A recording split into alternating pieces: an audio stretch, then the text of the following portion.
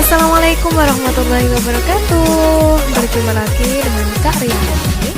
Hari ini kita akan belajar materi kelas 6, tema 1, subtema 3, pembelajaran 5. Selamatkan makhluk hidup. Ayo selamatkan hewan dan tumbuhan. Bagaimana materinya? Kita bahas bersama-sama ya adik-adik. Kondisi geografis yang berbeda mendorong negara-negara ASEAN untuk bekerja sama di berbagai bidang. Kita dari subtema 1 sudah belajar tentang ASEAN dari segi geografis, dari budayanya, dari segi politik dan ekonominya. Nah, karena kondisi yang sama itu mendorong negara ASEAN untuk mereka bekerja sama dalam berbagai bidang. Selanjutnya, ini adalah negara-negara yang tergabung dalam ASEAN.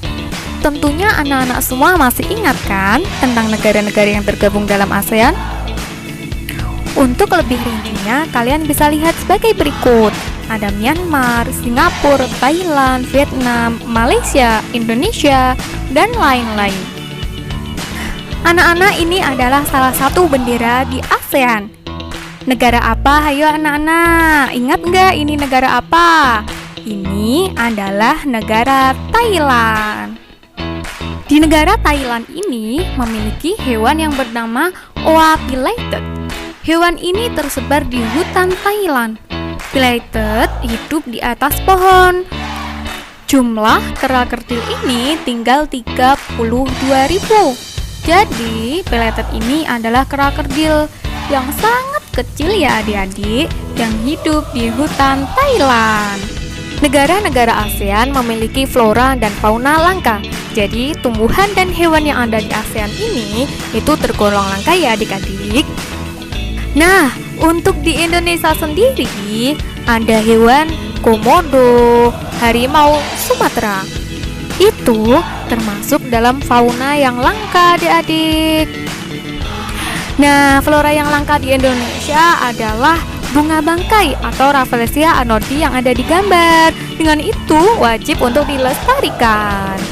Di negara Indonesia ada bunga Rafflesia hidup di Taman Nasional Bengkulu. Bunga ini mempunyai ukuran diameter bunga hampir mencapai 1 meter. Bunga Rafflesia disebut juga bunga bangkai karena baunya yang sangat kuat. Saat ini bunga bangkai terancam punah karena habitat yang terbatas. Pembangunan yang dilakukan oleh manusia berakibat buruk terhadap habitat tanaman ini. Tanaman dan hewan langka banyak diburu oleh orang-orang yang tidak bertanggung jawab. Indonesia dan negara-negara yang tergabung di ASEAN bekerja sama untuk ikut melestarikan flora dan fauna langka di ASEAN.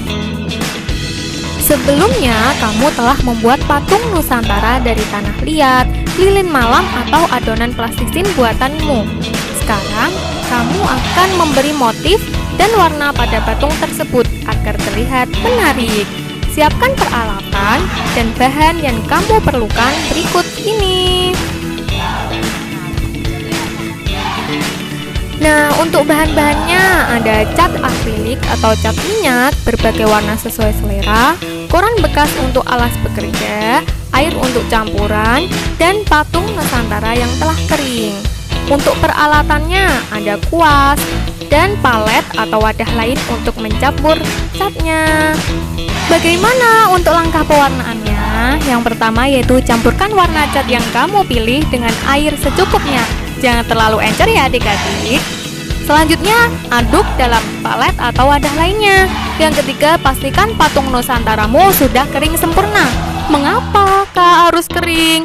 Ya, supaya catnya nanti bisa melekat adik-adik. Yang keempat, yaitu warnai patungmu sesuai selera.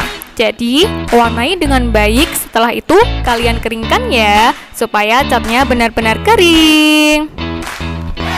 Itu adalah langkah-langkah pewarnaan patung Nusantara.